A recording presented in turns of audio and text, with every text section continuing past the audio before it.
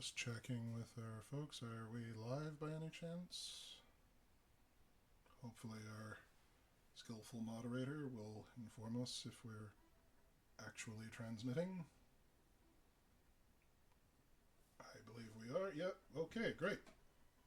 So, in that case, without further ado, hello and welcome, folks, to Virus Free Radio's ongoing reading of Bram Stoker's Dracula.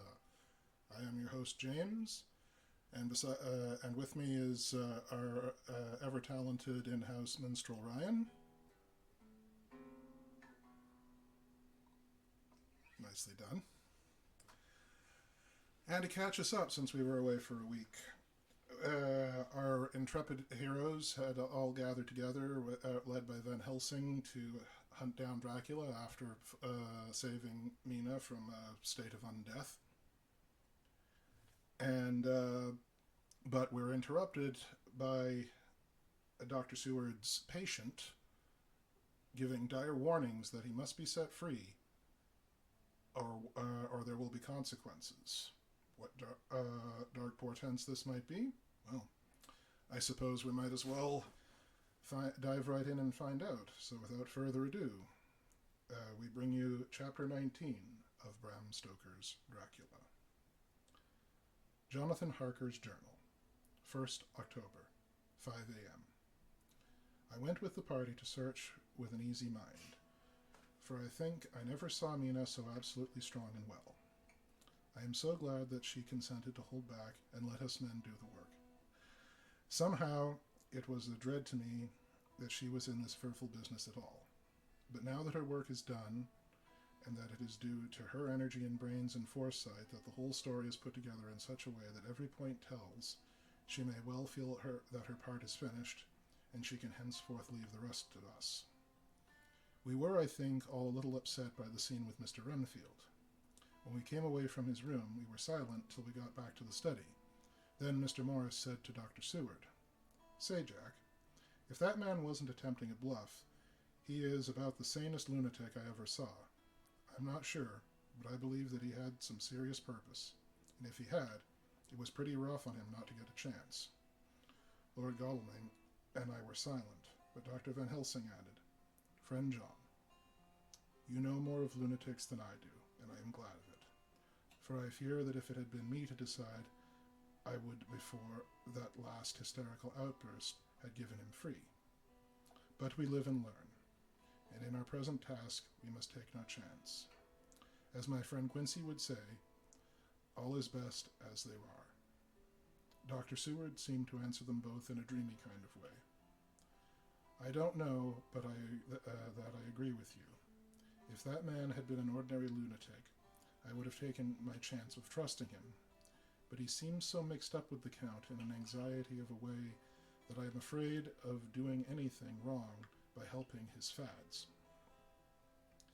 I can't forget how he prayed with almost equal fervor for a cat, and then tried to tear my throat out with his teeth.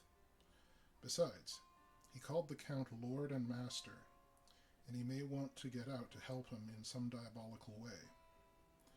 That horrid thing has wolves and the rats and his own kind to help him, so I suppose he isn't above trying to use a respectable lunatic.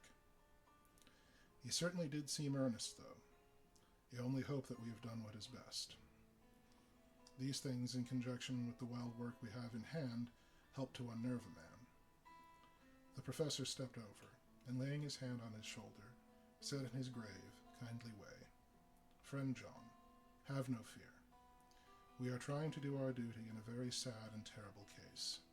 We can only do as we deem best. What else have we to hope for except the pity of the good God?" Lord Godalming slipped away for a few minutes, but now he returned. He held up a little silver whistle as he remarked, "That old place may be full of rats, and if so, I've got an antidote on call." Having passed the wall, we took our way to the house, taking care to keep in the shadows of the trees on the lawn when the moon shone out. When we got to the porch, the professor opened his bag and took out a lot of things, which he laid on the step, sorting them into 4 little groups, evidently one for each. Then he spoke. My friends, we are going into terrible danger, and we may need arms of many kinds. Our enemy is not merely spiritual. Remember that he has the strength of 20 men, and that, though our necks or our windpipes are of the common kind, and therefore breakable or crushable, he are not amenable to mere strength. A stronger man, or a body of men more strong than all of him, can at certain times hold him, but they cannot hurt him as we can be hurt by him. We must therefore guard ourselves from his touch. Keep this near your heart. As he spoke, he lifted a silver crucifix and held it out to me. I, being nearest to him, put these flowers round your neck, where he handed me a wreath of withered garlic blossoms. For other enemies more mundane, this revolver and this knife, and for aid in all, these so small electric lamps, which you can fasten to your breast. And for all and above all, at last, this, which we must not desecrate needless. This was a portion of sacred wafer, which he put in an envelope and handed it to me. Each of the others were similarly equipped. Now, he said, Friend John, where are the skeleton keys? If so that we may open the door. We need not break the house by the window, as before at Miss Lucy's. Dr. Seward tried one or two skeleton keys, his mechanical dexterity as a surgeon standing him in good stead. Presently, he got one to suit. After a little play back and forth, the bolt yielded, and, with a rusty clang, shot back. We pressed the door, the rusty hinges creaked, and it slowly opened. It was startlingly like the image conveyed to me in Dr. Seward's diary of the opening of Miss Wainstra's tomb. I fancy that the same idea seemed to strike the others, for with one accord they shrank back. The professor was the first to move forward, and stepped into the open door. In manus tuus, Domine, he said, crossing himself as he passed over the threshold. We crossed the door behind us, lest when we should have lit our lamps, and we should possibly attract attention from the road. The professor carefully tried the lock, lest we might not be able to open it within when we should be in a hurry making our exit. Then we all lit our lamps and proceeded in our search. The light from the tiny lamps fell in all sorts of odd forms, as the rays crossed each other, or the opacity of our bodies threw great shadows. I could not for my life get away from the feeling that there was someone else amongst us. I suppose it was the recollection, so powerfully brought home to me by the grim surroundings, of that terrible experience in Transylvania. I think the feeling was common to us all, for I noticed that the others kept looking over their shoulders at every sound and every new shadow, just as I felt myself doing. The whole place was thick with dust. The floor was seemingly inches deep, except where there were recent footsteps, in which, holding down my lamp, I could see marks of hobnails where the dust was cracked. The walls were fluffy and heavy with dust, and in the corners were masses of spider webs, whereon the dust had gathered till they looked like old tattered rags, as the weight had torn them partly down. On a table in the hall was such a great bunch of keys, with a time-yellowed label on each. They had been used several times, for on the table were several similar rents in the last blanket of dusk, similar to that exposed when the professor lifted them. He turned to me and said, You know this place, Jonathan. You have copied maps of it, and you know at least more than we do. Which is the way to the chapel? I had an idea of its direction, though on my former visit I had not been able to get admission to it, so I led the way, and after a few wrong turnings found myself opposite a low, arched oaken door, ribbed with iron bands. This is the spot, said the professor as he turned his lamp on the small map of the house, copied from the file of my original correspondence regarding the purchase. With a little trouble, we found the key on the bunch and opened the door. We prepared for some unpleasantness, for as we were opening the door, a faint malodorous air seemed to exhale through the gasps. But none of us ever expected such an odor as we encountered. None of the others had met the Count at close quarters, and when I had seen him, he was either in the fasting stage of his existence in his rooms, or when he gloated with fresh blood in a ruined building open to the air. But here the place was small and close, and the long disuse had made the air stagnant and foul. There was an earthy smell, as of some dry miasma, which came through the fouler air.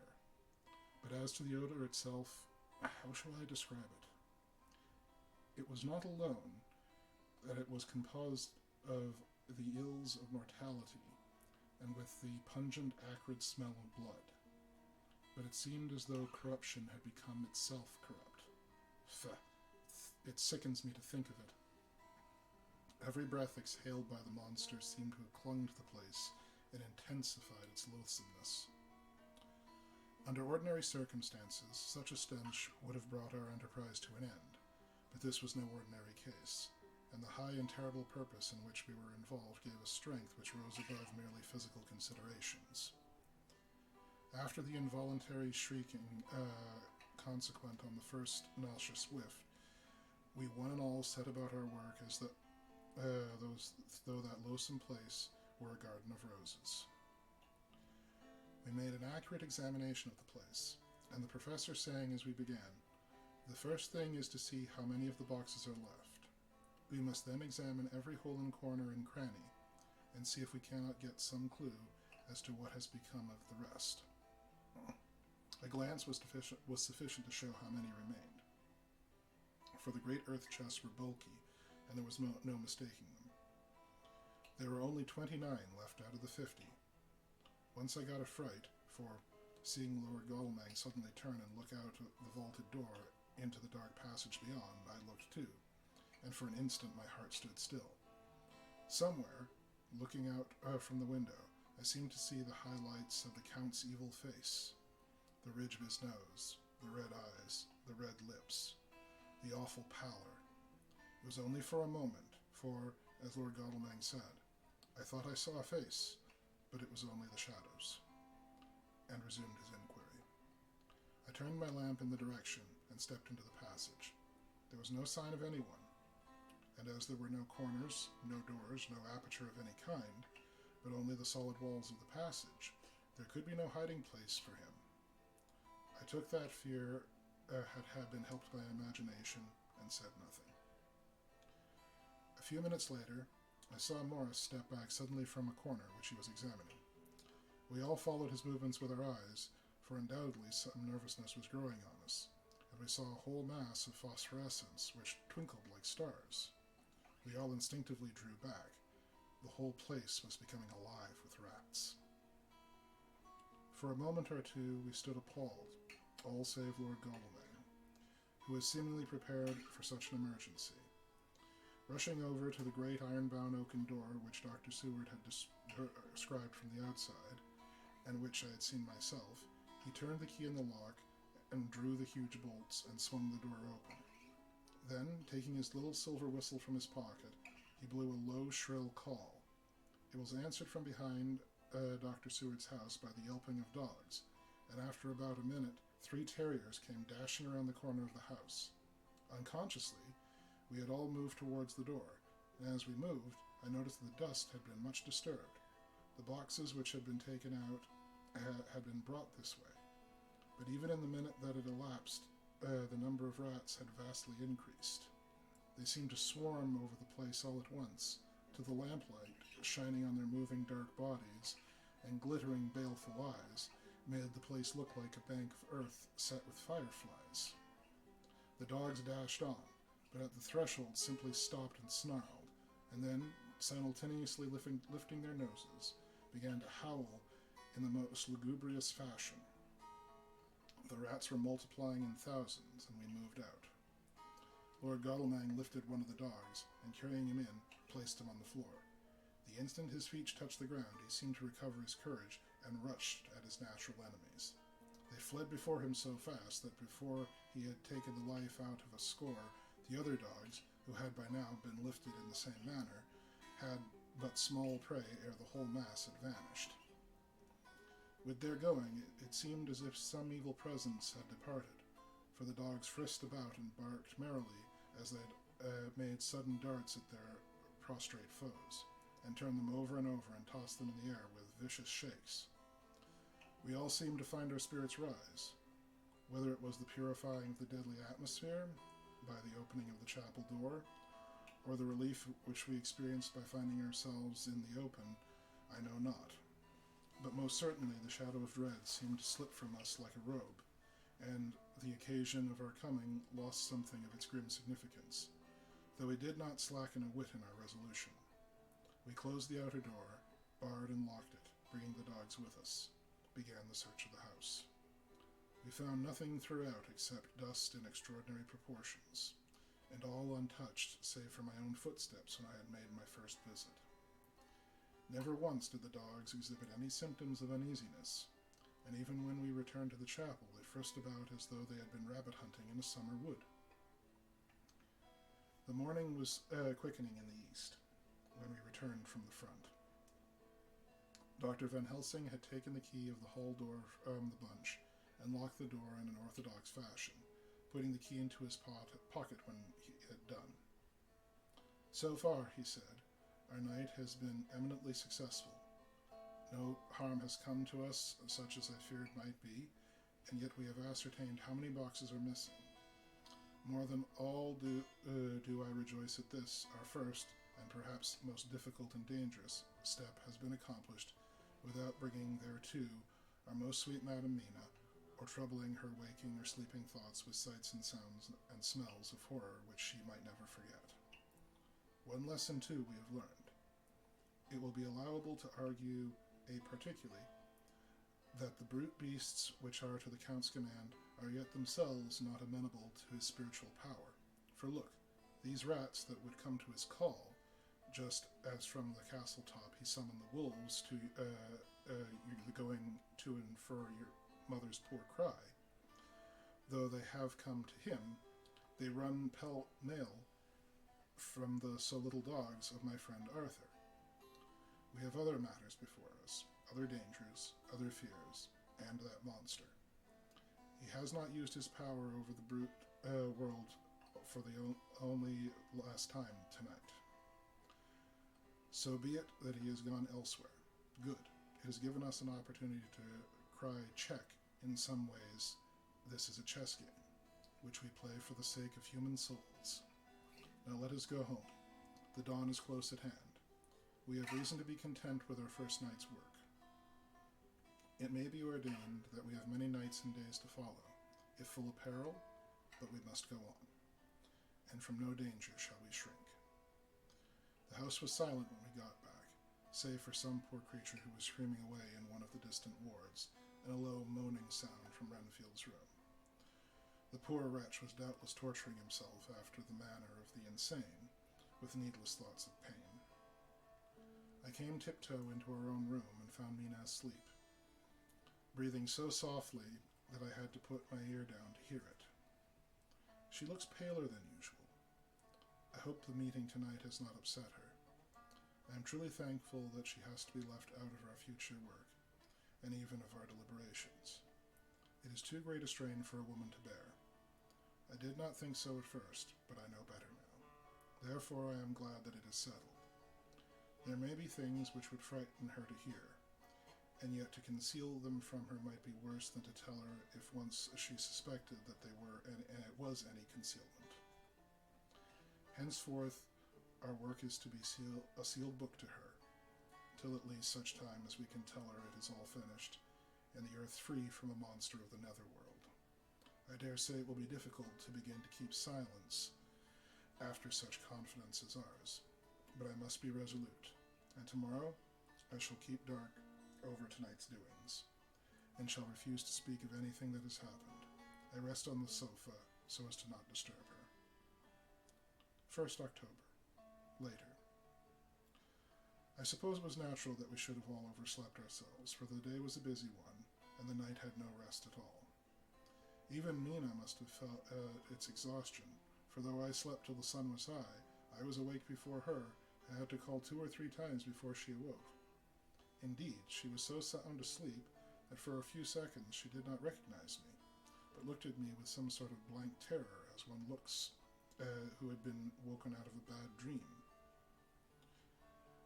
She complained of being a little tired, and I let her rest till later in the day. We now know of 21 boxes having been removed, and if it be that several were taken in any of the removals, we may be able to trace them all, which will, of course, immensely simplify our labor. And the sooner the matter is attended to, the better. I shall look up Thomas Snelling today. Dr. Seward's Diary, 1st October. It was towards noon when I was awakened by the professor walking into my room. He was more jolly and cheerful than usual, and it is quite evident that last night work has helped to take some of the brooding weight off his mind. After going over the adventure of the night, he suddenly said, "Your patient interests me much. May it be with you that I visit him this morning? Or, if that you are too occupied, I can go alone if it may be? It is a new experience for me to find a lunatic who talk philosophy and reason so sound." I'd had some work to do, which pressed, so I told him that he could go alone. I would be glad, as then I should not have to keep him waiting. So I called an attendant and gave him the necessary instructions. Before the professor left the room, I cautioned him against getting any false impression from the patient. "But," he answered, "I want him to talk of himself and of his delusion, and to the consuming of live things. He said to Madame Mina, as I see in your diary of yesterday, that he had once had such belief." "Why do you smile, friend John?" "Excuse me," I said, "but the answer is here." I laid my hand on the typewritten manner. When our sane and learned lunatic made the very statement of how he used to consume life, his mouth was actually nauseous with the flies and spiders which he had eaten just before Mrs. Harker had entered the room. Van Helsing smiled at him in turn. "Good," he said. "Your memory is true, friend John. I should have remembered. And yet, it is this very thought and memory which makes a mental disease such a fascinating study. Perhaps I may gain more knowledge out of the folly of this madman than I shall from the teaching of the most wise. Who knows?" I went on with my work, and before long was through that in hand.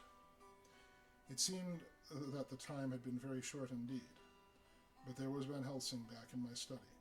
"Do I interrupt?" he asked, politely, as he stood at the door. "Not at all," I answered. "Come in. My work is finished, and I am free. I can go with you now, if you like. It is needless."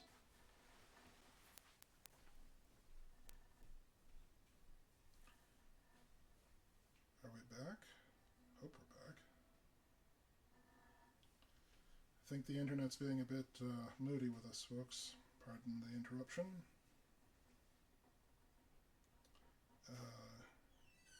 Think we're good again? Let's hope. So where were we? Oh, yes. We were talking with Renfield, with Van Helsing. "I know you well enough."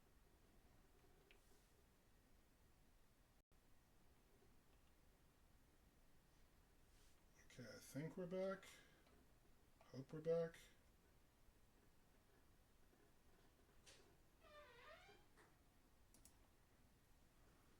I'm hoping we're back. Yeah, we seem to... Seeing if there's anything happening. Noah, can you hear me now?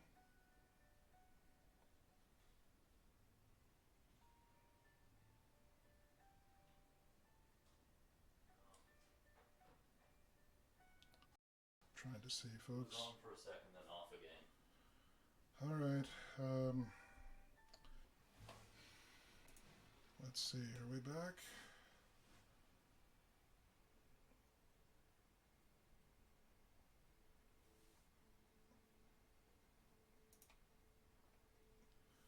Noah, can you hear us, or can anyone hear us for that matter?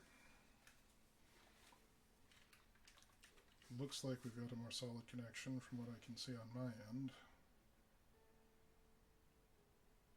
"It's alive," he says. Okay.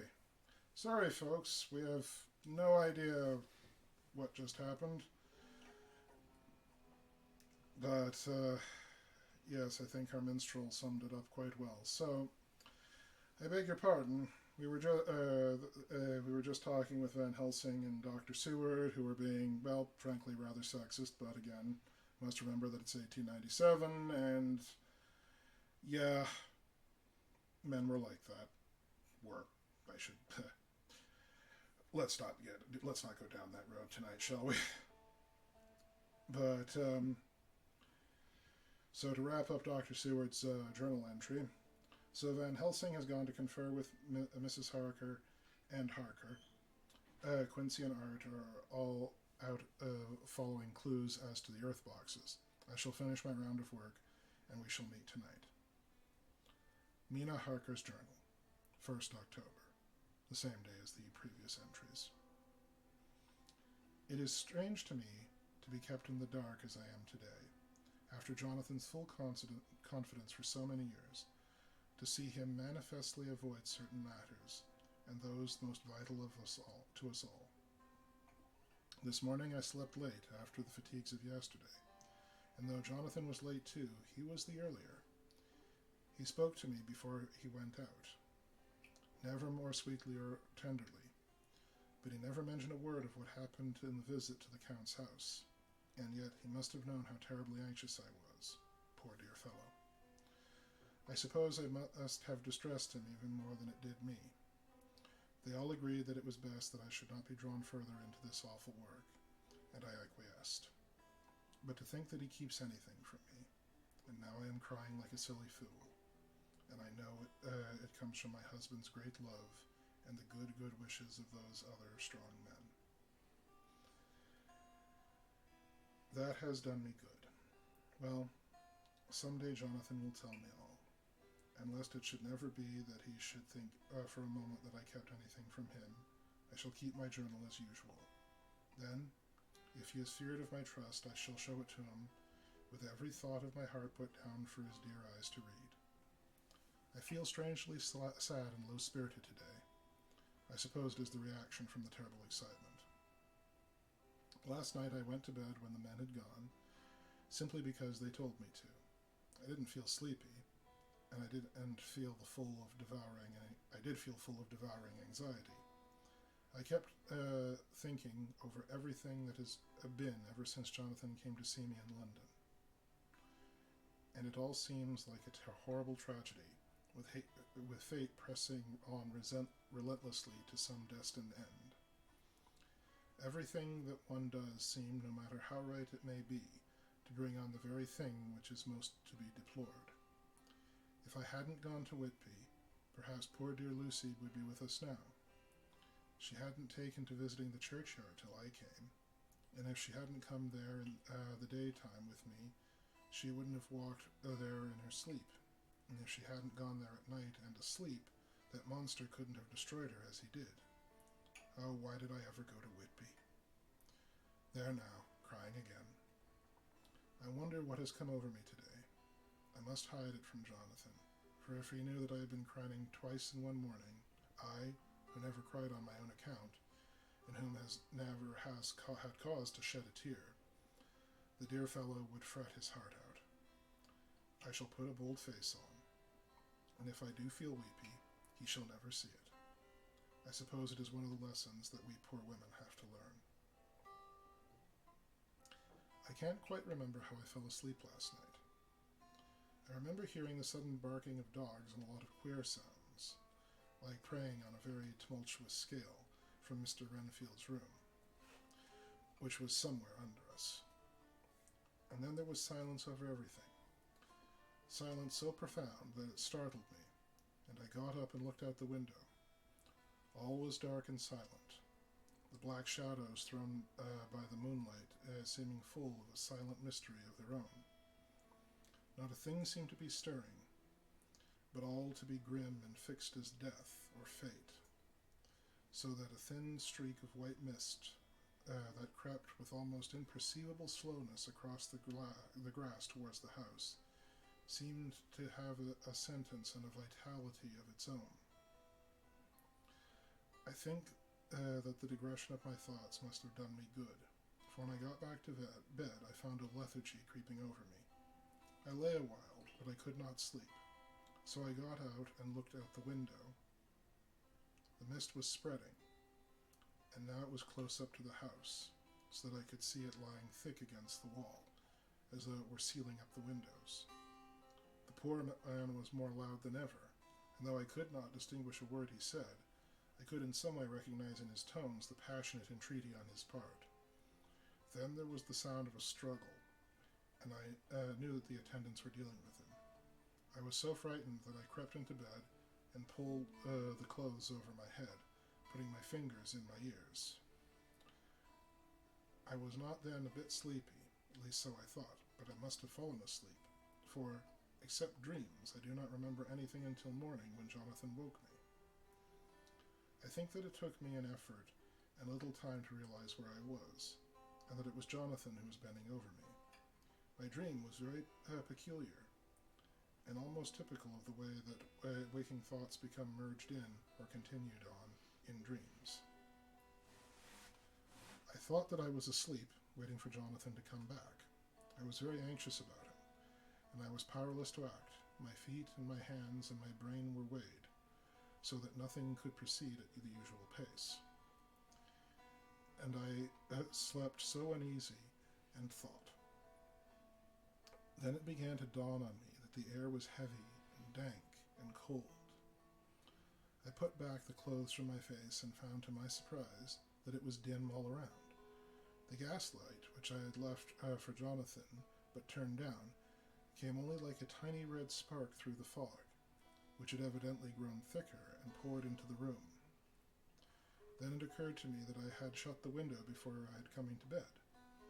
I would have got out to make certain on the point, but some leaden lethargy seemed to chain my limbs and even my will. I stayed still and endured. That was all. I closed my eyes, but could still see through my eyelids. It is wonderful what tricks our dreams play with us, and how conveniently we can imagine. The mist grew thicker and thicker. I could now see how it came in, for I could see it like smoke, or with the white energy of boiling water pouring in, not through the window, but through the joinings of the door. It got thicker and thicker, till it seemed as if it became concentrated into a sort of pillar of cloud in the room, through the top of which I could see the light of the gas shining like a red eye. Things began to whirl through my brain, just as the cloudy column was now whirling in the room. And though it all came, the scriptural words, a pillar of cloud by day and of fire by night, it was indeed such spiritual guidance that was coming to me in my sleep. But the pillar was composed of both day and the night guiding, for the fire was in the red eye, which at the thought got a new fascination for me, till, as I looked, the fire divided, and seemed to shine on me through the fog like two red eyes, such as Lucy told me in her momentary mental wandering when, on the cliff, the dying sunlight struck the windows of St. Mary's Church. Suddenly the horror burst upon me that it was thus that Jonathan had seen those awful women growing into reality through the whirling mist and the moonlight, and in my dream I must have fainted, for all became black darkness. The last conscious effort which imagination made was to show me a livid white face bending over me out of the mist. I must be careful of such dreams, for they would unseat one's reason if there were too much of them. I would get Dr. Van Helsing or Dr. Seward to prescribe something for me which would make me sleep, only that I fear it would alarm them. Such a dream at the present time would become woven into their fears for me. Tonight I shall strive hard to sleep naturally. If I do not, I shall tomorrow night get them to give me a dose of chloral. That cannot hurt me for once, and it will give me a good night's sleep. Last night tired me more than I had hoped if I had not slept at all. 2nd October, 10 p.m. Last night I slept, but did not dream. I must have slept soundly, for I was not wakened by Jonathan coming to bed. But the sleep has not refreshed me, For today I feel terribly weak and spiritless.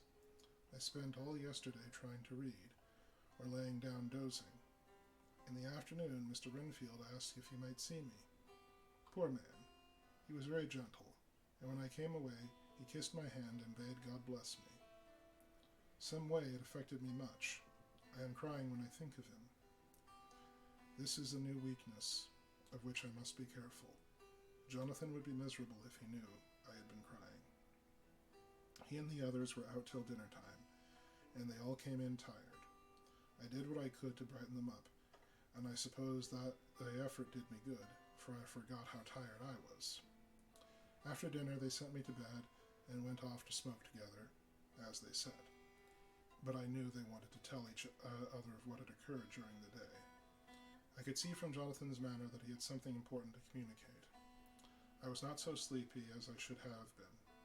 So before they went, I asked Dr. Seward to give me a little opiate of some kind, as I had not slept well the night before. He very kindly made me up a sleeping draught, which he gave to me, telling me that it would do me no harm, as it was very mild. I am taking it and waiting for sleep, which still keeps aloof.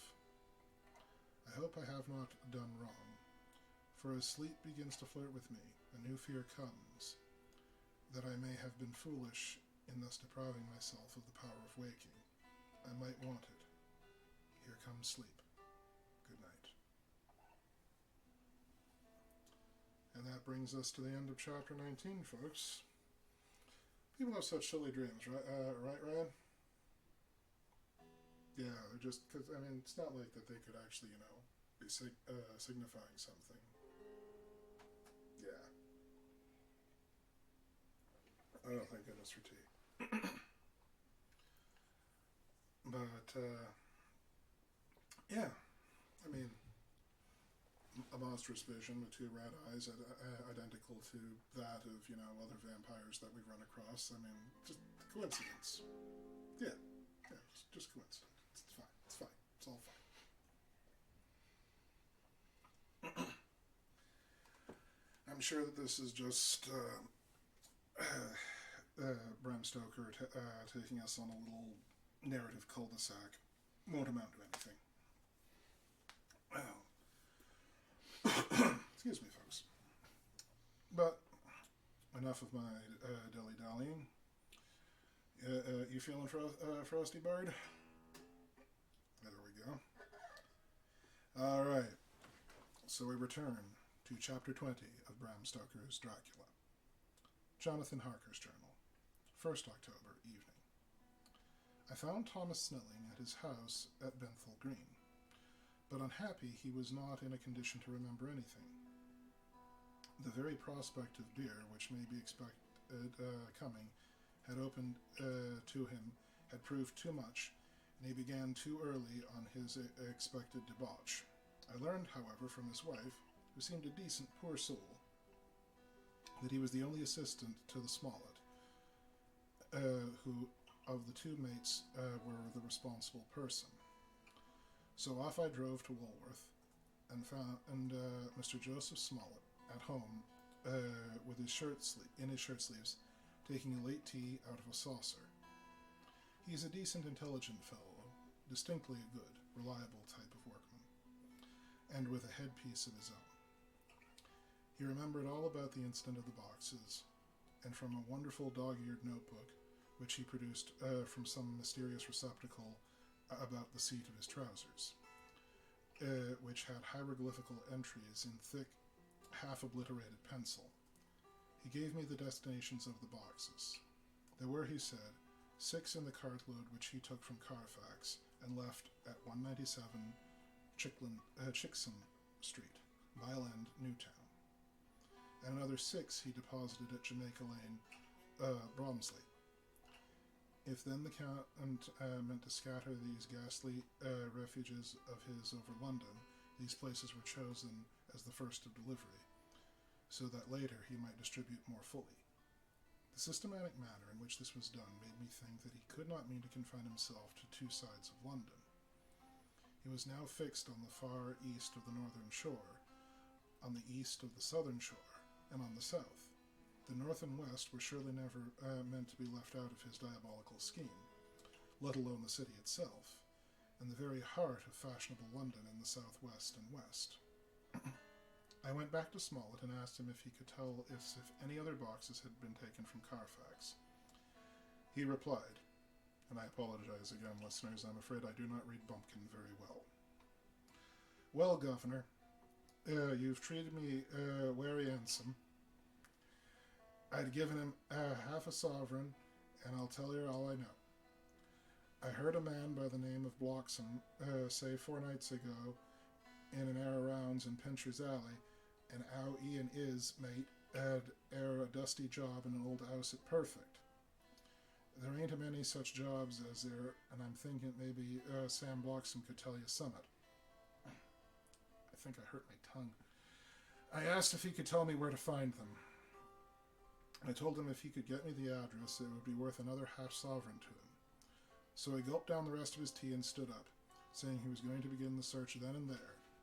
At the door he stopped and said, "Look here, Governor, there ain't no sense in me keeping you here. I may find Sam soon, or mayn't. But anyhow, he ain't like to be in any way to tell you much tonight. Sam's a rare one when he starts on the booze. If you can give me an envelope with a stamp on it, and put your address on it, I find out where Sam is to be found and post it to you tonight. But you better be up and at her soon in the morning, or me you won't catch him, for Sam gets off main early, and never mind the booze the night before." This was all practical, so one of the children went off with a penny to buy an envelope and a sheet of paper, and to keep the change. When she came back, I addressed the envelope and stamped it. And when Smollett had again faithfully promised to post the address and found, I took my way home. We're on the track anyhow. I am tired tonight and want sleep. Mina is fast asleep and looks a little too pale. Her eyes look as though she's been crying. Poor dear. I have no doubt it frets her to be kept in the dark, and it may make her doubly anxious about me and the others. But it is the best as it is. It is better to be disappointed and worried in such a way now than to have her nerve broken. The doctors were quite right to insist on her being kept out of this dreadful business.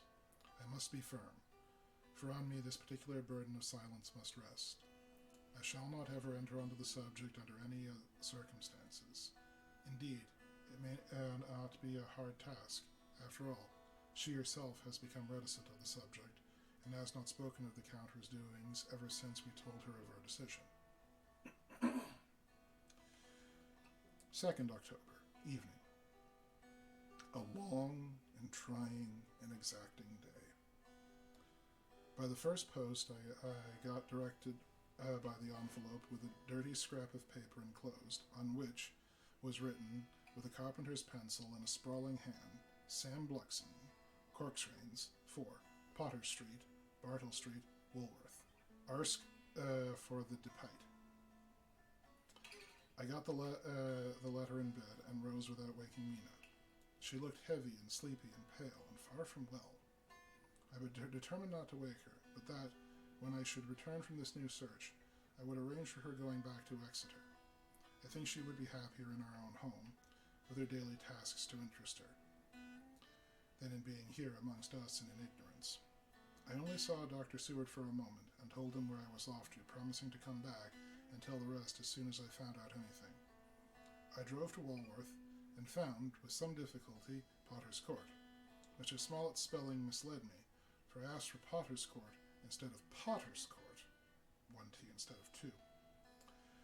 However, when I had found the court, I had no difficulty in discovering Corkscrane's lodging house. When I asked the man who came to the door for the despite, he shook his head and said, "I don't know him, but there ain't so much a person here. Never heard of him in all my bloomin' days. I don't believe there ain't nobody of that kind living here or anywheres." I took out Smollett's letter, and as I read it, it seemed to me that the lesson of the spelling of the name of the court might guide me. "What are you?" I asked.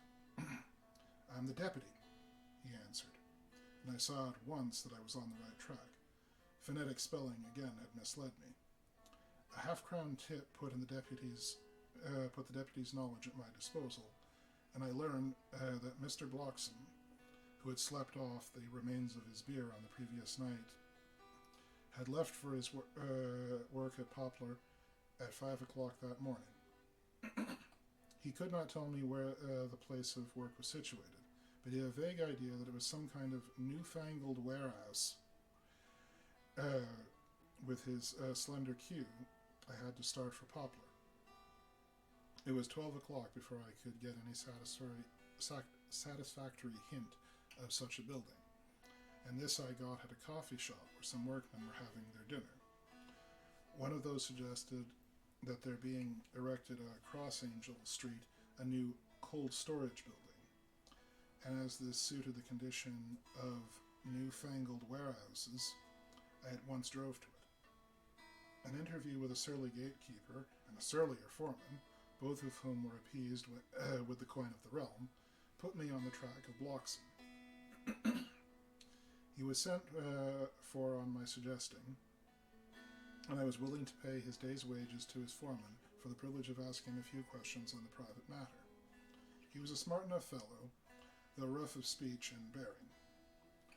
When I had promised to pay for his information and given him an earnest, he told me that he had made 2 journeys between Carfax and a house in Piccadilly, and had taken from this house to the latter 9 great boxes, mean heavy ones, with a horse and cart hired by him for this purpose. I asked him if he could tell me the number of the house in Piccadilly, which he replied, "Well, Governor, I forgets the number, but it was only a few doors from a big white church or something of that kind, not long built. It was a dusty old house, too, though nothing to the dustiness of the house we took the bloomin' boxes from." "How did you get the boxes if they were both empty?" "There was the old party what engaged me waiting at the house at Purfleet. He helped me to lift the boxes and put them on the dray. Curse me, but he was the strongest chap I had ever come for an old feller, with a white moustache, one that thin you'd think he couldn't throw a shatter. How his face thrilled through me. Why, he took up the old boxes like they were pounds of tea, and me a puffin' and a blowin' afore I could end up mine anyhow. I ain't no chicken either." "How did you get the boxes into the house in Piccadilly?" I asked. "He was there too. He must have started off and got there before me, for when I rung the bell and kept him opening the door, I asked him to help me to carry the boxes into the hall." "The whole 9, I asked. "Yes. There were 5 on the first floor and 4 on the second. It was a man dry work, and I don't so remember well how I got home." I interrupted him. "Were the boxes left in the hall?" "Yes. It was a big hall, and there was nothing else in it." I made one more attempt to further matters. "You didn't have any key?" "Never used no key nor no think. The old gent, he opened the door itself and shut again when I drove off. I don't remember the last time, but that was the beer." "And you can't remember the number of the house?" "No, sir. But you needn't have no difficulty about it. It's an iron with a stone front with a bow on it, and high steps to the door. I know them steps having to carry them boxes off with 3 loafers that come around to earn a copper. The old gent gave them a shillin', and seeing that they got so much, they wanted more. But he took one of them by the shoulder and was like to throw him down the steps, till the lot of them went away cussin'. I thought that this description could find the house, so, having paid my friend for his information, I started off for Piccadilly. I had gained a new, painful experience. The Count could, it was evident, handle the earth boxes himself. If so, time was precious, for now that he had achieved a certain amount of distribution, he could, by choosing his own time, complete the task unobserved. At Piccadilly Service, I discharged my cab and walked westward. Beyond the Junior Constitutional, I came across the house described, and was satisfied that this was the next of the lairs arranged by Dracula. The house looked at those that had been long unattended. The windows were encrusted with dust, and the shutters were up. All the framework was black with time, and from the iron the paint had mostly scaled away. It was evident that up to lately there had been a large notice board in front of the balcony. It had, however, been roughly torn away, the uprights which had supported it still remaining. Behind the rails of the balcony I saw that there were some loose boards, whose raw ridges looked white. I would have given a good deal to have been able to see the notice board intact, as it would perhaps given some clue to the ownership of the house. I remembered my experience of the investigation and purchase of Carfax, and I could not but feel that if I could find the former owner there might be some means discovered of gaining access to the house. There was at present nothing to be learned from the Piccadilly side, and nothing could be done, so I went around to the back to see if anything could be gathered from this quarter. The mews were active, the Piccadilly houses being mostly in occupation. I asked one or two of the grooms and helpers whom I saw around if they could tell me anything about the empty house. One of them said that he'd heard it lately had been taken, but couldn't say from whom. He told me, however, that up to very lately there had been a notice board of "for sale" up, and then perhaps Mitchell, Sons, and Candy, the house agents, could tell me something, as he thought he remembered seeing the name of that firm on the board. I did not wish to seem too eager, or to let my informant know or guess too much, so, thanking him in the usual manner, I strolled away. It was now growing dusk, and the autumn night was closing in, so I did not lose any time. Having learned the address of Mitchell, Sons, and Candy from a directory at the Berkeley, I was soon at their office in Sackville Street. The gentleman who saw me was particularly suave in manner, but uncommunicative in equal proportion. Having once told me that the Piccadilly house, which throughout our interview was called a mansion, quote-unquote, was sold, he considered my business as concluded. When I asked who would purchase it, he opened his eyes a thought wider and paused a few seconds before replying, "It is sold, sir." "Pardon me," I said with equal politeness, "but I have a special reason for wishing to know who purchased it." Again he paused longer. He raised his eyebrows a little more. "It is sold, sir," was again his laconic reply. "Surely," I said, "you do not mind letting me know so much." "But I do mind," he answered. "The affairs of their clients are absolutely safe in the hands of Mitchell, Son, and Candy." This was manifestly a prig of the first water, and there was no use arguing with him. I thought I had best meet him on his own ground, so I said, "Your clients, sir, are happy in having so resolute a guardian of their confidence. I am myself a professional man." Here I handed him my card. "In this instance I am not prompted by curiosity. I act on the part of Lord Godalming, who wishes to know something of the property which was, he understood, lately for sale." These words put a different complexion on affairs. He said, "I would like to oblige you if I could, Mr. Harker, and especially would I like to oblige his lordship. We once carried out a small matter of renting some chambers for him when he was the Honourable Arthur Holmwood. If you will leave me his lordship's address, I will consult the house on the subject, and will in any case to communicate with his lordship by tonight's post. It will be a pleasure if we can so far deviate from our rules as to how the required information to his lordship." I wanted to secure a friend and not to make an enemy, so I thanked him, gave him the address at Dr. Seward's, and came away. It was now dark, and I was tired and hungry. I got a cup of tea, and came down the Purfleet Street by the next train. I found all the others at home. Mina was looking tired and pale, but she made a gallant effort to be bright and cheerful. It wrung my heart to think that I had to keep everything from her, and so caused her in such inquietude. Thank God this will be the last night of her looking on at our conferences, and feeling the sting of her own not showing her confidence. It took all my courage to hold to the wise resolution of keeping her out of our grim task. She seemed somehow more reconciled, or at least the very subject seems to have become repugnant for her, for when any accidental allusion His maid, she actually shudders. I am glad we made our resolution in time, as with such a feeling as this, our growing knowledge would be torture to her. I could not tell the others of the day's discovery until we were alone. So after dinner, followed by a little music to save appearances even amongst ourselves, I took Mina to her room and left her to go to bed. The dear girl was more affectionate with me than ever, and clung to me as if she would detain me. But there was much to be talked about, and I came away. Thank God. The ceasing of telling things has made no difference between us.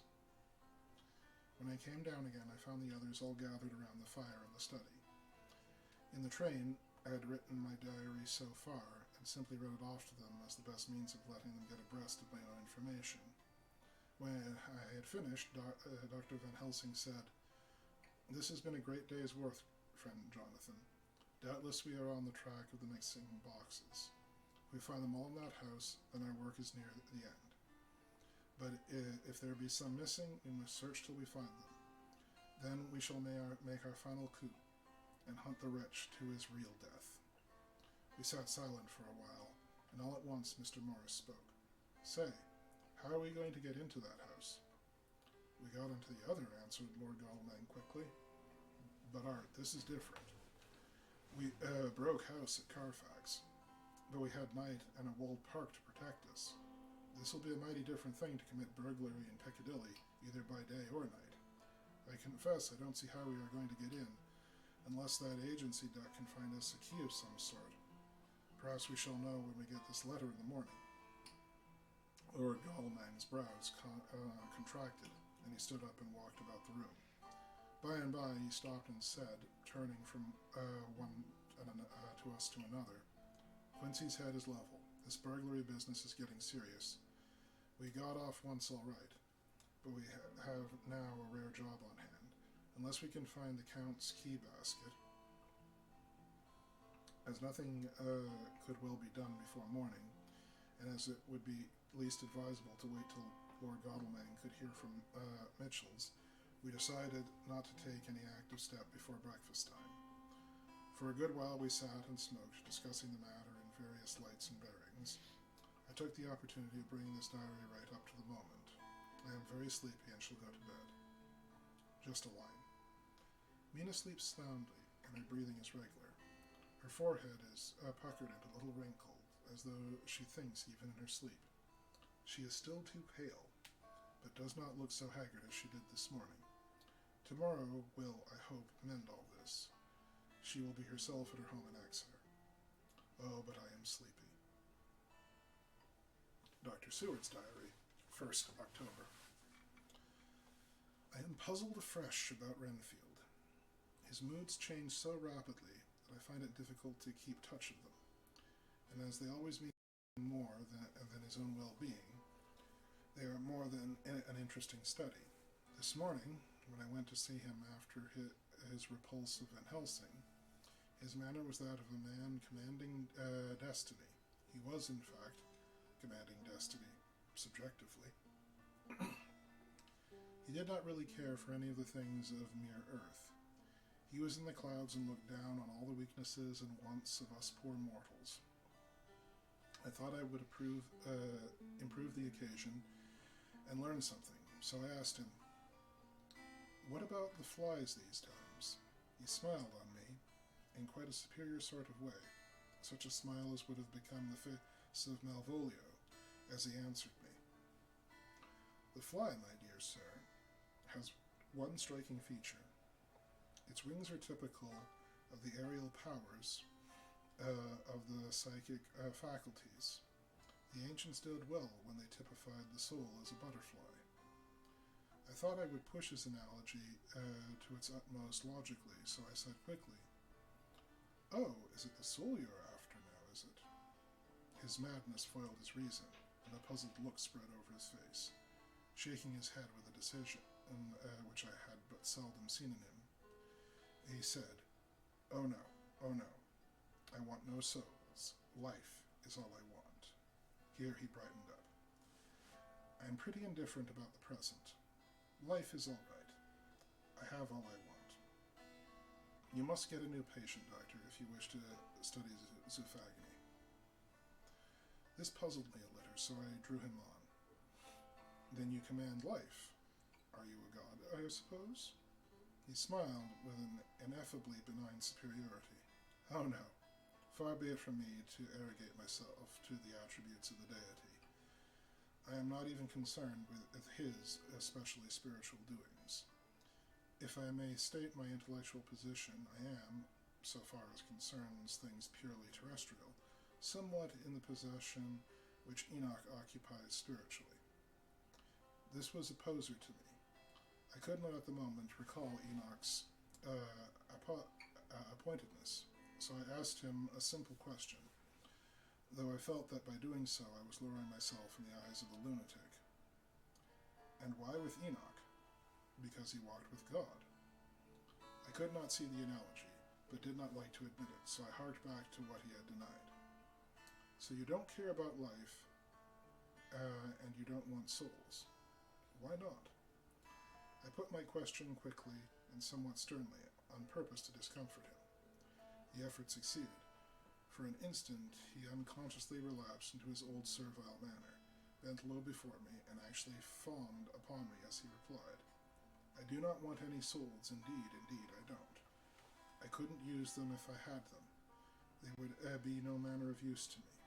I couldn't eat them or... He suddenly stopped, and the old cunning look spread over his face, like a wind sweep on the surface of water. And doctor, as to life, what is it after all? When you've got all you require, and you know you'll never want, that is all. I have friends, good friends, like you, Dr. Seward. This was said with a leer of inexplicable cunning. I know I shall never lack the means of life. I think that through the cloudiness of his insanity he saw some antagonism in me, for he at once fell back on his last refuge of such as he, a dogged silence. After a short time I saw that for Preslin it was useless to speak to him. He was sulky, and so I came away. Later in the day he sent for me. Ordinarily I would not have come without special reason, but just at present I am so interested in him that I would gladly make an effort. Besides, I am glad to have anything to help pass the time. Harker is out, following up clues, and so are Lord Gallamang and Quincy. Van Helsing sits in his study, poring over the record prepared by the Harkers. He seems to think, by acute knowledge of all details, he will light upon some clue. He does not wish to be disturbed in his work without cause. I would have taken him with me to see the patient, only I thought that after his last relapse he might not care to go again. There is also another reason. Renfield might not speak so freely before a third person as when he and I were alone.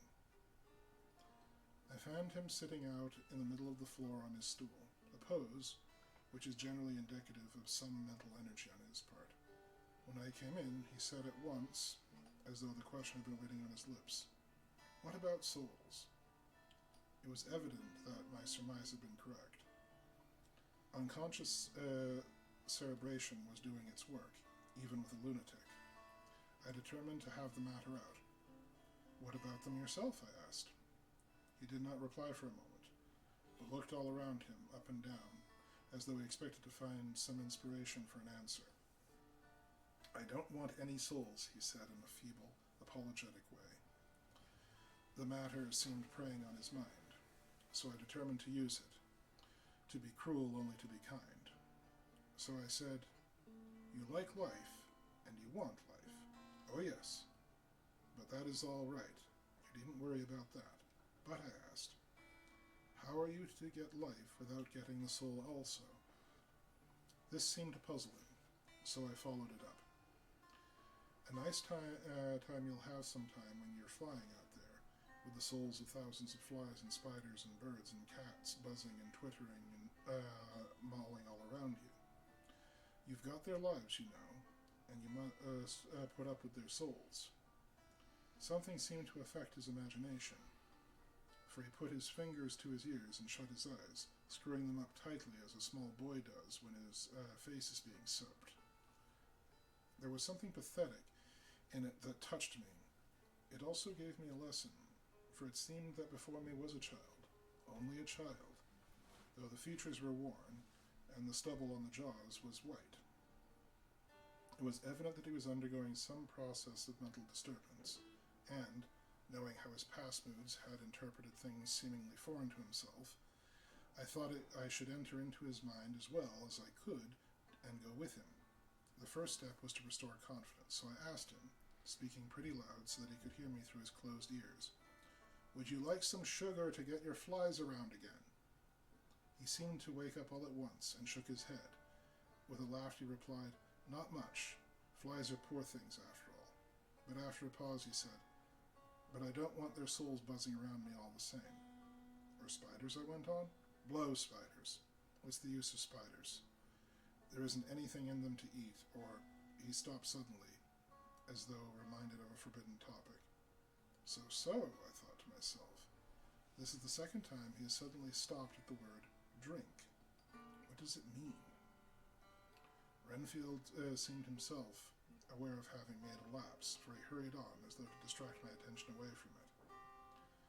"I don't take stock at all in such matters.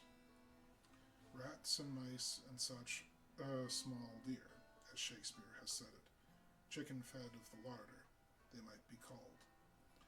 I am past all this sort of nonsense. You may as well ask a man to eat molecules with a pair of chopsticks as to try to interest me with the lesser carnova, when I know of what is before me." "I see," I said. "You want big things that you can make your teeth meet in. Would you like to breakfast on an elephant?" "What ridiculous nonsense are you talking?" He was getting too wide awake, so I thought I would press him hard. "I wonder," I said reflectively, "what an elephant's soul is like." The effect I desired was obtained, for at once he fell from his high horse and became a child again. "I don't want an elephant's soul or any soul at all," he said. For a few moments he sat despondently. Suddenly he jumped to his feet with his eyes blazing, and all the signs of intense cerebral excitement. "To hell with you and your souls," he shouted. "Why do you plague me with souls? I haven't got enough to worry and pain and to distract me already without thinking of souls." He looked so hostile that I thought he was in for another homicidal fit, so I blew my whistle. The instant, however, I did that, he became calm and said apologetically, "Forgive me, Doctor. I forgot myself. You do not need any help. I am so worried in my mind that I am apt to be irritable. If you only knew the problem I have to face, and that I am working out, you would pity and tolerate and pardon me. Pray do not put me in a straight waistcoat. I want to think and cannot think freely when my body is confined. I'm sure you will understand." He had evidently self-control, so when the attendants came I told them not to mind, and they withdrew. Renfield watched them go. When the door was closed, he said, with considerable dignity and sweetness, "Dr. Seward, you have been very considerate toward me. Believe me that I am very, very grateful to you." I thought it well to leave him in this mood, and so I came away. There is certainly something to ponder over the man's state. Several points seem to make that American interviewer calls a story, if one could only get them in the proper order. Here they are. Will not mention drinking. Fears the thought of being burdened with the soul of anything. Has no dread of wanting life in the future. Despises the meaner forms of life altogether, though he dreads being haunted by their souls. Logically, all these things point one way. He has assurance of some kind that he will acquire some higher life. He dreads the consequence, the burden of a soul. Then it is a human life he looks to, and the assurance, merciful God, the Count has been to him, and there is some new scheme of terror afoot. Later. I went after my round to Van Helsing and told him of my suspicion. He grew very grave, and, after thinking the matter over for a while, asked me to take him to Renfield. I did so. As we came to the door, we heard the lunatic within singing gaily, as we used to do in the times which now seem so long ago. When we entered, we saw with amazement that he had spread out as sugar as of old. The flies, lethargic with the autumn, were beginning to buzz into the room. We tried to make him talk of the subject of our previous conversation, but he would not attend. He went on with his singing, just as though he had not been present. He got a scrap of paper and was folding it into a notebook. We had to come away as ignorant as we went in. He is a curious case indeed. We must watch him well tonight. Letter. Mitchell, Sons, and Candy to Lord Godalming. 1st October. My Lord, we are at times only too happy to meet your wishes. We beg, with regard to the desire of your lordship, expressed by Mr. Harker on your behalf, to supply the following information concerning the sale and purchase of number 347 Piccadilly. The original vendors were the executors of the late Mr. Archibald Winter Suffield.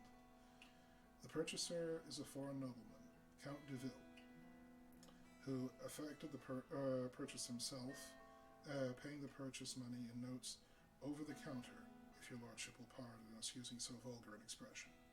Beyond this, we know nothing whatever of him. We are, my lord, your humble lordship's humble servants, Mitchell, Sons, and Candy.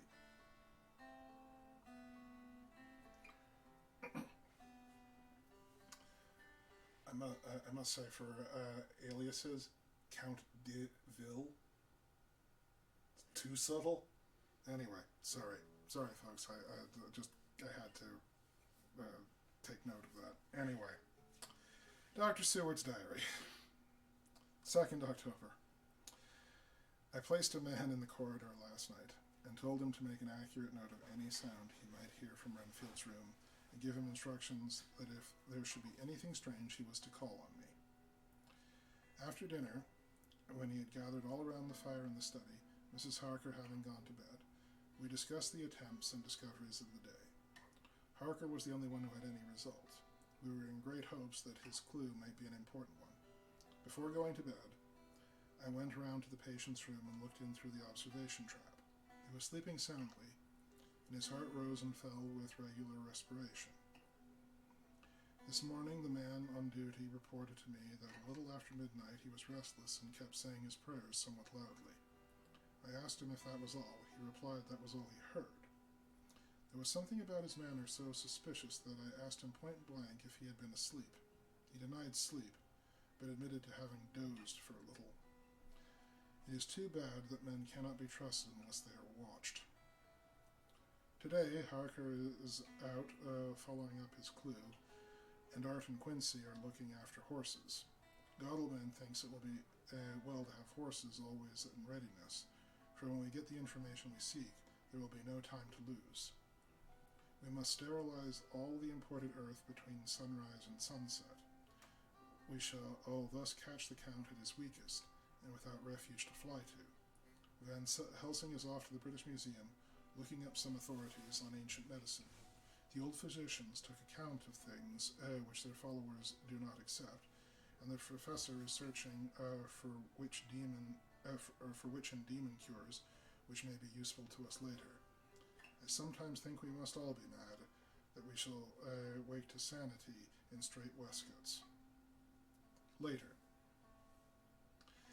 We have met again. We seem at last to be on the track, and our work of tomorrow may be the beginning of the end. I wonder if Renfield's quiet has anything to do with this. His moods have so followed the doings of the Count, and the coming destruction of the monster may be carried on him in some subtle way. If we could only get some hint as to what passed in his mind between the time of my argument with him today and his resumption of fly-catching, it might afford us some valuable clue. He is now seemingly quiet for a spell, is he? That wild yell seemed to come from his room. The attendant came bursting into my room and told me that Renfield had somehow met with some accident. He had heard him yell, and he went to find him. He found him laying with his face on the floor, covered in blood. I must go at once. And that brings us to the end of chapter 20, folks. Sorry for that brief interlude there, but I mean, it's just Count de Ville? Really? Too subtle, Bram Stoker. Too subtle.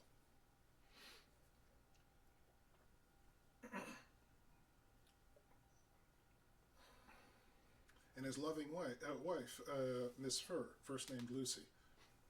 Good grief.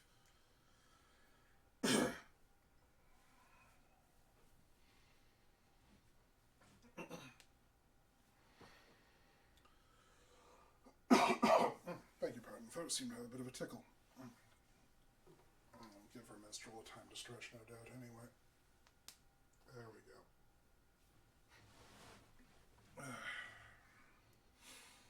Let's see, how are we doing on time? I think we've got time for one more chapter. Feeling frosty? There we go. Alright, folks. Chapter 21 of Bram Stoker's Dracula. Dr. Seward's Diary. 3rd October. Let me put down with all exactness what has happened, as well as I can remember it, since I last made an entry.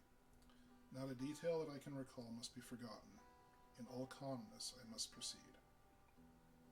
When I came to Renfield's room, I found him laying on the floor on his left side in a glittering pool of blood. When I went to move him, it became at once apparent that he had received some terrible injuries. There seemed none of that unity of purpose between the parts of the body which marks even lethargic sanity. As his face was exposed, I could see it was horribly bruised, as though it had been beaten against the floor. Indeed, it was from the face wounds that the pool of blood originated. The attendant who was kneeling beside the body said to me as we turned him over, "I think, sir, his back is broken. See? Both his right arm and leg and the whole side of his face are paralyzed." How such a thing could have happened puzzled the attendant beyond measure. He seemed quite bewildered, and his brows were gathered in as he said, "I can't understand the two things." He could mark his face like that by beating his own head on the floor. I saw a young woman do it once at the Eversfield Asylum before anyone could lay hands on her. And I suppose he might have broke his neck by falling out of bed, if he'd gotten in an awkward kink. But for the life of me, I can't imagine how the two things occurred. If his back was broke, he couldn't beat his head, and if his face was like that before the fall out of bed, there would be marks of it.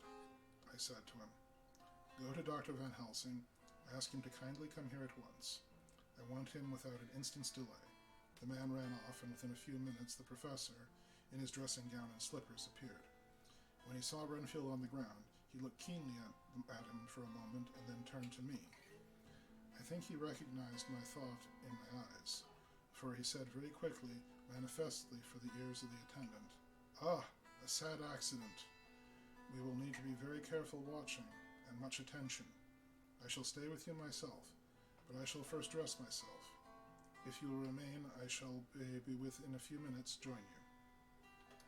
The patient was now breathing stertorously, and it was easy to see that he had suffered some terrible injury. Van Helsing returned with extraordinary celerity, bringing with him a surgical case. He had evidently been thinking he had his mind made up. Almost before he looked at the patient, he whispered to me, "Send the attendant away. We must be alone with him when he becomes conscious after the operation." So I said, "I think that will do now, Simmons. We have done all we can at present. You had better go your round. Dr. Van Helsing will operate. Let me know instantly if there be anything unusual elsewhere." The man withdrew, and we went into strict examination of the patient. The wounds of the face were superficial. The real injury was a depressed fracture of the skull, extending right up through the motor area. The professor thought a moment and said, "We must reduce the pressure and get back to normal conditions. As far as can be, the rapidity of the suffusion shows the terrible nature of his injury. The whole motor area seems affected. The suffusion of the brain will increase quickly, so we must trephine at once, or it may be too late." As he was speaking there was a soft tapping at the door. I went over and opened it and found the corridor without Arthur and Quincy in pajamas and slipper. The former spoke. "I heard your man call up Dr. Van Helsing and tell him of an accident, so I woke Quincy, or rather called for him, as he was not asleep. Things are moving too quickly and too strangely for sound sleep for any of us these times. I've been thinking that tomorrow night we'll not see things as they have been. We'll have to look back and forward a little more than what we've done. we come in?" I nodded and held the door open till they entered. Then I closed it again. When Quincy saw the attitude and state of the patient and noted the horrible pool on the floor, he said softly, "My God, what has happened to him? Poor devil." I told him briefly and added that we expected he would recover consciousness after the operation. For a short time, at all events. He went at once and sat down at the edge of the bed, with Godalming beside him. We all watched in patience. "We shall wait," said Van Helsing, "just long enough to fix the best spot for the trephining, so that we may most quickly and perfectly remove the blood clot, for it is evident that the hemorrhage is increasing." The minutes during which we waited passed with fearful slowness. I had a horrible sinking in my heart, that from Van Helsing's face I gathered he felt some fear or apprehension as to what was to come. I dreaded the words that Renfield might speak. I was positively afraid to think, but the conviction of what was coming was on me, as I had read of men who had heard the death watch. The poor man's breathing became uncertain gasps. Each instant he seemed as though he would open his eyes and speak, but then would follow a prolonged stertorous breath, and he would relapse into a more fixed insensibility. Inured as I was to sick beds and death, this suspense grew and grew upon me. I could almost hear the beating of my own heart, and the blood surging through my temples sounded like blows from a hammer. The silence finally became agonizing.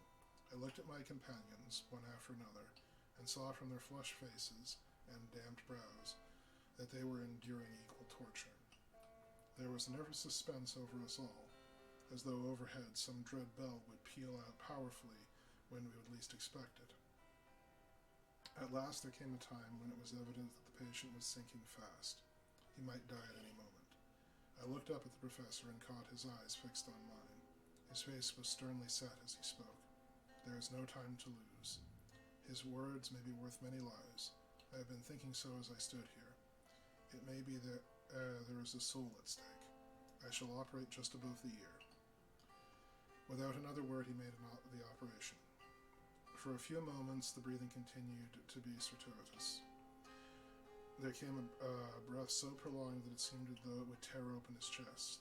Suddenly his eyes opened and became fixed in a wild, helpless stare.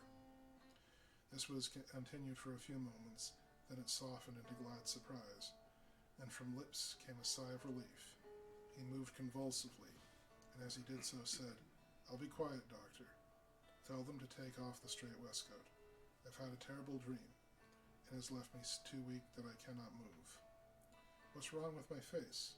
It feels all swollen and smarts dreadfully." He tried to turn his head, but even the effort in his eyes seemed to grow glassy again, so I gently put it back. Then Van Helsing said in a quiet, grave tone, "Tell us of your dream, Mr. Renfield." As he heard the voice, his face brightened through his mutilation, and he said, "That is Dr. Van Helsing. How good it is of you to be here. Give me some water, my lips are dry, and I shall try to tell you. I dreamed." He stopped, seemed fainting, and I called quickly to Quincy, "The brandy, it's in my study, quick." He flew and returned with a glass, the decanter of brandy, and a carafe of water. I moistened the parched lips, and the patient quickly revived. It seemed, however, that this poor man's injured brain had been working in the interval, for when he was quite conscious, he looked at me piercingly with an agonized confusion which I will never forget, and said, "I must not deceive myself. It was no dream, but all grim reality." Then his eyes roved around the room. As they caught sight of the two figures sitting patiently on the edge of the bed, he went on, "If I were not sure already, I would know from them." For an instant his eyes closed, not with pain or sleep, but voluntarily, as though he were bringing his faculties to bear. When he opened them, he said hurriedly, and with more energy than he had yet displayed, "Doctor, quick, I am dying. I feel I have but a few minutes, and then I must go back to death, or worse. Wet my lips with brandy again. I have something to say before I die, or before my poor crushed brain dies anyhow." "Thank you." It was the night after you left me when I implored you to let me go away. I could not speak then, for I felt my tongue was tied. But there I was sane then, except in a way as I am now. I was in an agony of despair for a long time after you left me. It seemed hours. Then there came a sudden peace to me. My brain seemed to become cool again, and I realized where I was. I heard the dogs bark behind our house, but not where he was. As he spoke, Van Helsing's eyes never blinked, but his hand came out and met mine and gripped it hard. He did not, however, betray himself. He nodded slightly and said, "Go on," in a low voice. Renfield proceeded. He came up to the window in the mist, as I have seen him often before. But he was solid then, not a ghost, and his eyes were fierce like a man when angry. He was laughing with his red mouth. The sharp white teeth glistened in the moonlight when he turned to look back over the belt of trees to where the dogs were barking. I wouldn't ask him to come in at first, though I knew he wanted to, just as he'd wanted all along. Then he began promising me things, not in words, but by doing them. I was interrupted by a word from the professor. How? By making them happen, just as he used to send the flies when the sun was shining. Great big fat ones with steel and sapphire on their wings. The big moths in the night with the skull-crossed bones on their backs. Van Helsing nodded to him as he whispered to me unconsciously. What you call the death's head moth? The patient went on without stopping. Then he began to whisper, rats, rats, rats, hundreds, thousands, millions of them, every one of them a life, and a dog to eat them, and cats too, all lives, all red blood, with years of life in it, and not merely buzzing flies. I laughed at him, for I wanted to see what he could do. Then the dogs howled, way beyond the tree in his house. He beckoned me to the window. I got up and looked out. He raised his hands and seemed to call out without using any words. A dark mass spread over the grass, coming in like a shape of a flame of fire. And then he moved the mist to the right and to the left, and I could see that there were thousands of rats with their eyes blazing red, like his, only smaller. He held up his hand, and they all stopped. I thought he seemed to be saying, "All these lives I will give to you, I, and many more and greater through countless ages, if you will fall down and worship me." And then a red cloud, like the color of blood, seemed to close over my eyes, and before I knew what I was doing, I found myself opening the sash and saying to him, "Come in, Lord and Master." The rats were all gone, but he slid into the room through the sash, though it was only open but an inch wide, just as the moon herself had often come in through the tiniest crack, and it stood before me in all her size and splendor. His voice was weaker, so I moistened his lips with brandy again, and he continued. But it seemed as though his memory had gone on working in the interval, for his story was further advanced. I was about to call him back to the point, but Van Helsing whispered to me, "Let him go on. Do not interrupt him. He cannot go back, and maybe could not proceed at all if he lost the thread of thought." He proceeded.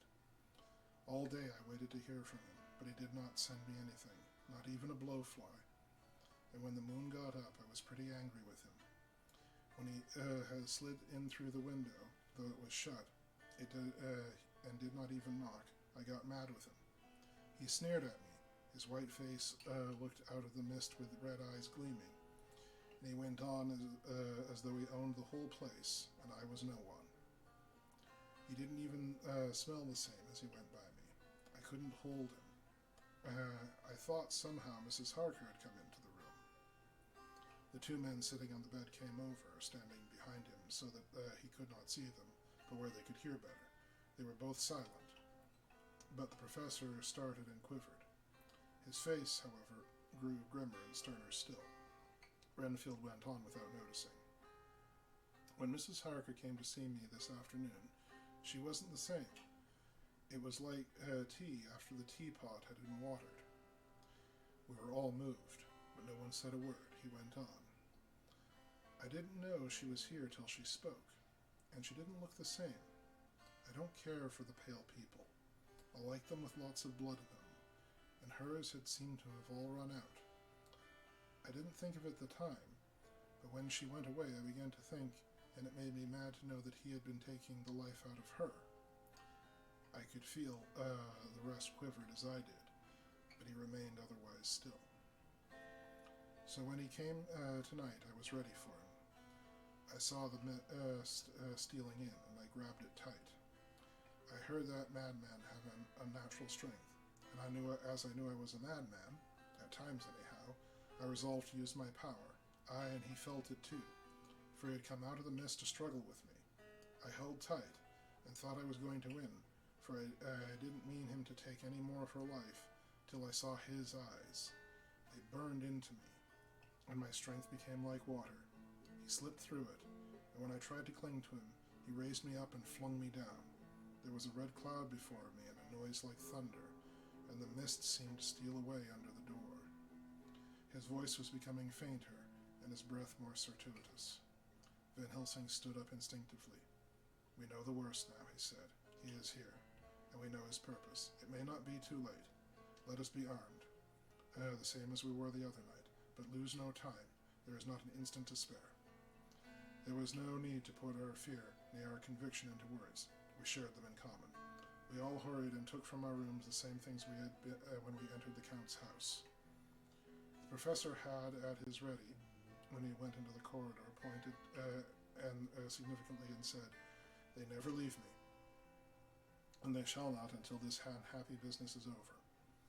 Be wise also, my friends. This is no common enemy we deal with. Alas, alas, that dear Madame Mina should suffer." He stopped. His voice was breaking, and I do not know if rage or terror predominated in his own heart. Outside the Harkers' door we paused. Art and Quincy held back, and the latter said, "Should we disturb her?" "We must," said Van Helsing grimly. "If the door be locked, I shall break it in." "May it not frighten her terribly? It is unusual to break into a lady's room." Van Helsing said solemnly, "You are always right, but this is life and death. All chambers are alike to the doctor, and even were they not, they are all as one to me tonight. Friend John, when I turn the handle, if the door does not open, put your shoulder down and shove, and you too, my friends. Now!" He turned the handle as he spoke, but the door did not yield. We threw ourselves against it. With a crash, it burst open, and we almost fell headlong into the room. The professor actually did fall, and I saw him across as he gathered himself up on his hands and knees. What I saw appalled me. I felt my hair rise like bristles on the back of my neck, and my heart seemed to stand still. The moonlight was so bright that through the thick yellow blind the room was light enough to see. On the bed beside the window lay Jonathan Harker, his face flushed and breathing heavily as though in a stupor. Kneeling near on the bed, facing outwards, was the white-clad figure of his wife. By her stood a tall, thin man clad in black. His face was turned from us. The instant we saw, we all recognized the Count. In every way, even to the scar on his forehead. With his left hand, he held both Mrs. Harker's hands, keeping away from her arms with full tension. His right hand gripped her by the back of the neck, forcing her face down on his bosom. Her white nightdress was smeared with blood, and a thin stream trickled down the man's bare breast, which was shown by his torn open dress. The attitude of the two had a terrible resemblance to a child forcing a kitten's nose into a saucer of milk to compel it to drink. As he burst into the room, the Count turned his face, and the hellish look that I had heard described leapt to it. His eyes flamed red with the devilish passion. The great nostrils of the white aquiline nose opened wide and quivered at the edge. The white sharp teeth behind the full lips of blood dripping mouth champed together like those of a wild beast. With a wrench, he threw his victim back upon the bed as though hurled from a height. He turned and sprang at us. By this time the professor had gained his feet, and was holding towards him the envelope which contained the sacred wafer. The Count suddenly stopped, just as poor Lucy had done outside the tomb, and cowered back. Further and further he cowered, as we, lifting our crucifixes, advanced. The moonlight suddenly failed, as a great black cloud sailed across the sky. When the gaslight sprang up under Quincy's match, we saw nothing but faint vapor. This was, as we looked, trailed under the door, which with the recoil from its bursting open had swung back to its old position.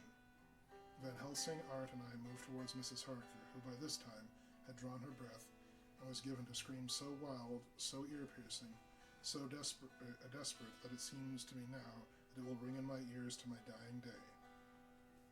For a few seconds, she lay in her helpless attitude in disarray. Her face was ghastly, with a pallor which was accentuated by the blood which smeared her lips, cheeks, and chin. From her throat trickled a thin stream of blood. Her eyes were mad with terror. Then she put before her face her poor crushed hands, which bore in their whiteness the red mark of the Count's terrible grasp. And from behind them came a low, desolate wail, which made the terrible scream seem only the quick expression of an endless grief. Van Helsing stepped forward and drew the coverlet gently over her body, whilst Art, after looking at her face for an instant despairingly, ran out of the room. Van Helsing whispered to me, "Jonathan is in a stupor, as we know the vampire can produce. We can do nothing with poor Madame Mina for a few moments till she recovers herself. I must wake him."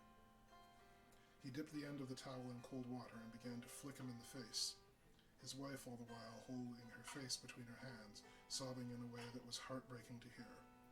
I raised the blind and looked out the window. There was much moonshine, and I could see Quincy Morris run across the lawn and hide himself in the shadow of a great yew tree. It puzzled me to think why he was doing this. By the instant I heard Harker's quick exclamation as he woke to partial consciousness and turned to the bed. On his face, as there might well be, was a look of wild amazement. He seemed dazed for a few seconds, and then full consciousness seemed to burst upon him at once, and he started up. His wife was aroused by the quick movement, and turned to him with her arms stretched out, as though to embrace him. Instantly, however, she drew them in again, and putting her elbows together, Harker cried out, "Dr. Seward, Dr. Van Helsing, what is it? What happened? What is wrong? Mina, dear, what is it? What does that blood mean? My God, has it come to this?" And raising himself to his knees, he beat his hands wildly together. "Good God, help us! Help her! Oh, help her!" With a quick movement, he jumped from the bed and began to pull on his clothes, all the man in him awake with the need for instant exertion. "What has happened? Tell me all about it," he cried without pausing. "Dr. Van Helsing, you love Mina, I know. Oh, do something to save her. It cannot have gone too far yet. Guard her while I look for him." His wife, through her terror and horror and distress, saw some sure danger to him. Instantly forgetting her own grief, she seized hold of him and cried out, "No, Jonathan, you must not leave me. I have suffered enough tonight, God knows, without the dread of him harming you. You must stay with me. Stay with these friends who will watch over you." Her expression became frantic as she spoke. He yielding to her, she pulled him down, sitting on the bedside, and clung to him fiercely. Van Helsing and I tried to calm them both. The professor held up his little golden crucifix and said with wonderful calmness, "Do not fear, my dear. We are here, and whilst this is close to you, no foul thing can approach. You are safe for tonight, and we must be calm and take counsel together." She shuddered and was silent, holding her own head in her husband's breast. When she raised it, her right robe was stained with blood where her lips had touched, and where the thin open wound on her neck had sent forth drops. The instant she saw it, she drew back with a low wail and whispered amidst the choking sobs, "Unclean, unclean! I must not touch him or kiss him no more. Oh, that it could be that I am now his worst enemy, and whom he have most cause to fear." To this he spoke out resolutely, "Nonsense, Mina. It is a shame to hear such a word. I would not hear it of you, and I shall not hear it from you. May God judge me by my deserts and punish me with more bitter suffering than even this hour, if any act or will of mine anything ever became between us." He put out his arms and folded her to his breast, and for a while she lay there sobbing. He looked over at us, over her bowed head, with eyes that blinked damply above his quivering nostrils. His mouth was set as steel. After a while her sobs became less frequent and more faint, and then he said to me, speaking with a studied calmness which I felt tried his nervous power to the utmost, "And now, Dr. Seward, tell me all about it. Know well, I know the broad fact. Tell me all that has been." I told him exactly what had happened.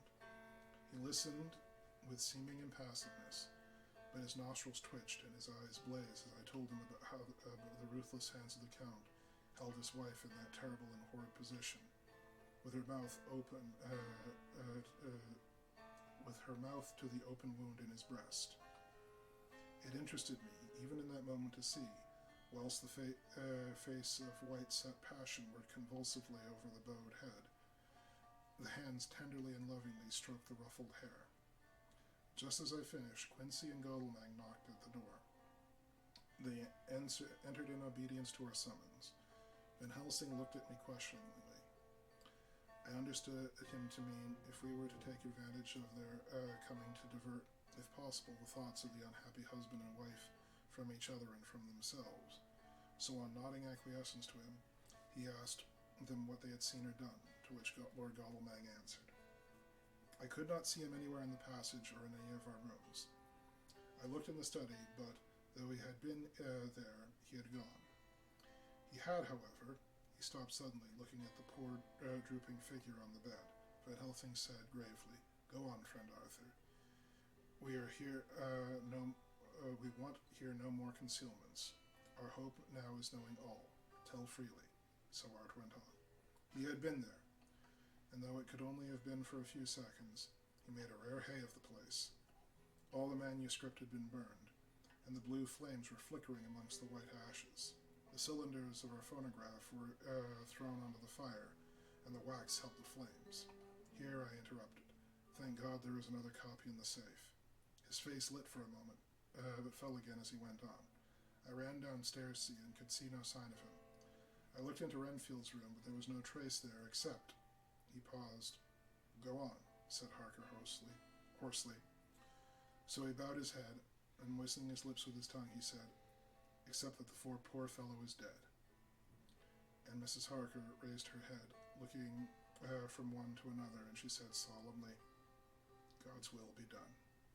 I could not feel that Arthur was keeping back something, but I took that it had to have a purpose, and said nothing. Van Helsing turned to Morris and said, "And you, friend Quincy, have you any to tell?" "A little," he answered.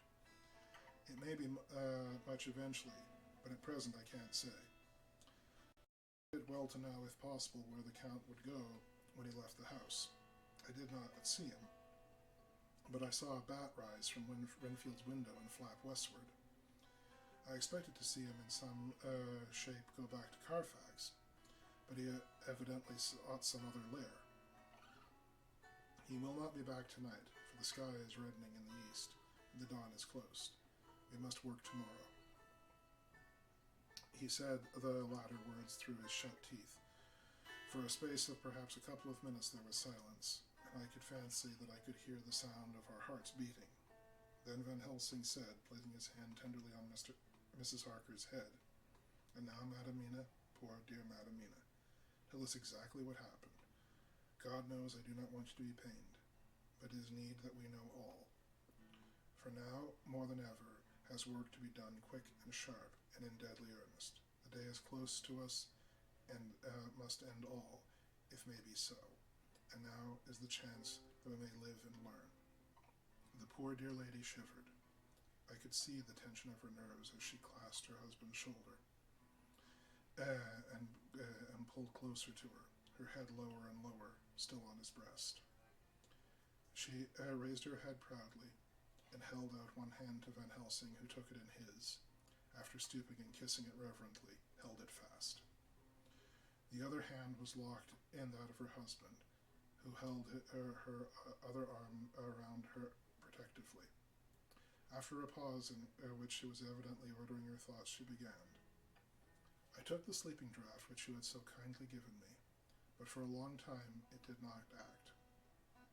I seemed to become more wakeful, and myriads of horrid fancies began to crowd upon my mind, all of them connected with death and vampires, with blood and pain and trouble.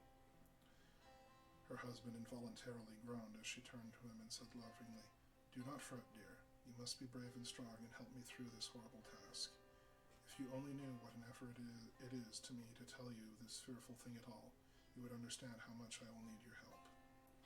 Well, I saw I must try to help the medicine to work its way with my will, if it was to do me any good.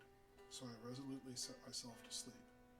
Sure enough, sleep soon came upon me, for I remember no more. Jonathan, coming in, had not waked me, for he lay by my side when I next remember. There was in the room the same thin white mist that I had before noticed, but I forget now if you know of this.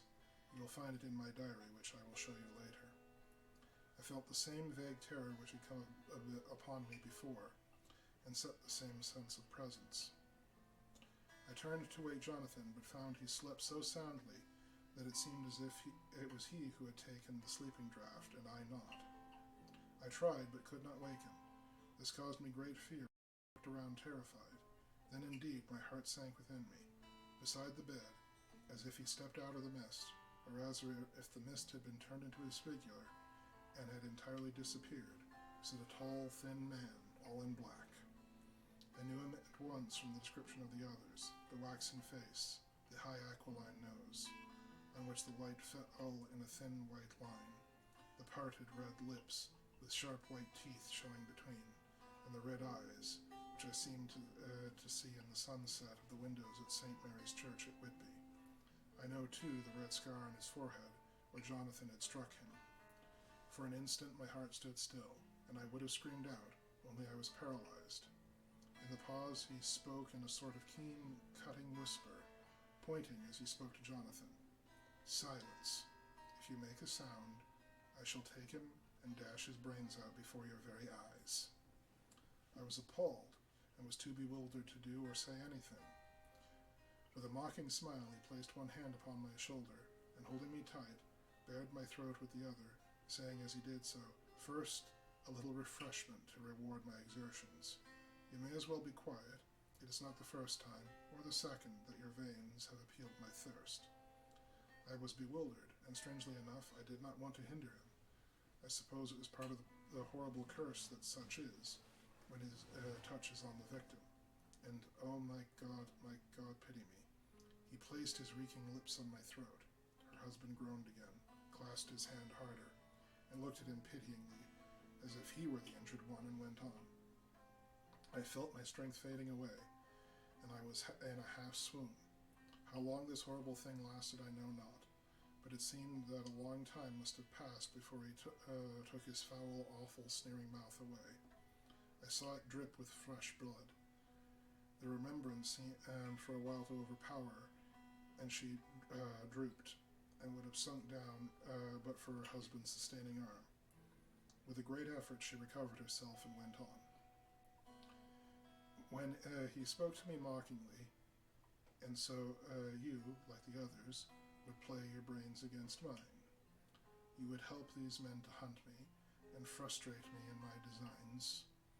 You know now that they know in part already, and will know in full before long, what it is to cross my path.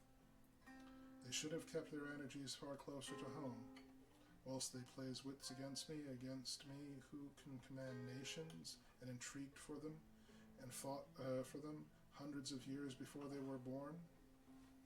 I was countermanding them, and you, their best beloved one, are now to me, flesh of my flesh, blood of my blood, kin of my kin, my bountiful winepress for a while, and shall be later on my companion and helper. You shall be avenged in turn, but not for one of them shall minister to your needs. But as yet, you are to be punished for what you have done. You have aided in thwarting me. Now you shall come to my call. When my brain says, "Come," to you, We shall cross land or sea to do my bidding, and to that end this," which is when he pulled open his shirt, and with his long sharp nails opened a vein in his breast. When the blood began to spurt out, he took my hands in one of his, holding them tight, and with the other seized my neck and pressed my mouth to the wound, only so that I must either suffocate or swallow some of the... Oh my God, what have I done? What have I done to deserve such a fate? I, who have tried to walk in meekness and righteousness all my days. God pity me. Look down on a poor soul in worse than mortal peril, and in mercy pity those to whom she is dear. She began to rub her lips as though to cleanse them from the pollution. As she was telling her story, the eastern sky began to quicken, and everything became more and more clear. Harker was still quiet, bent over his face. As the awful narrative went on, came a gray look which deepened and deepened in the morning light, till when the first streak of the coming dawn shot up, the flash stood darkly out against the whitening hair. "We have arranged that one of us is to stay within call of the unhappy pair till we can meet together and arrange about taking action. Of this I am sure. The sun rises today on no more miserable house in all the great round world of its daily course." And that, folks, brings us to the end of chapter 21 and our show for today. Things are definitely getting more and more interesting. I'd like to take a quick moment to thank again our house minstrel for providing us with our lovely ambience. And I'd also like to thank all of you for listening, and I again apologize for the technical difficulties. Until then, all of us at Virus Free Radio, from we meet, please stay safe, stay healthy, and have a good night.